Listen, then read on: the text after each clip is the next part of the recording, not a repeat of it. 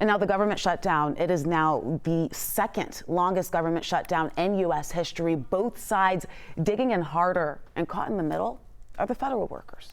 Well, now several communities, they are coming together to help their neighbors get through these tough economic times. NBC's Alice Barr has more from Washington. Mr. President, I've come to the Senate floor tonight. On the Senate floor, an all-night speech on ending the government shutdown and protesting President Trump's policies from Oregon Democrat Jeff Merkley. Now,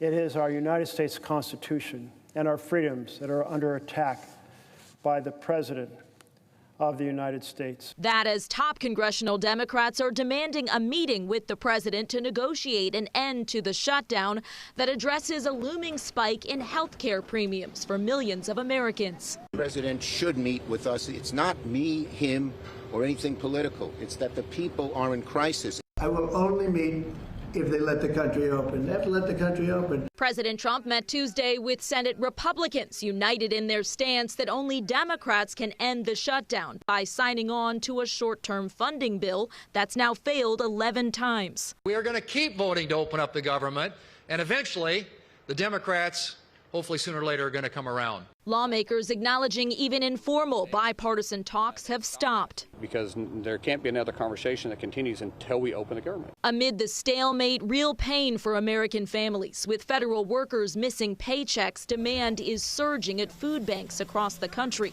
And now low-income SNAP food benefits are in jeopardy, with funding running out November 1st. If those SNAP dollars get cut in half, that would mean that a local food center, food bank would have to quadruple their output just to meet that need.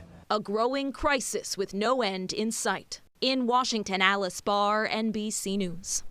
Thanks, Alice, for that report. Now, that same November 1st deadline when benefits like SNAP face losing funding is when open enrollment for Obamacare kicks off. Now, Democrats expect this pressure to mount as Americans get a look at soaring premiums. Republicans maintain that they will have those health care discussions before subsidies expire, as long as they can reopen the government now.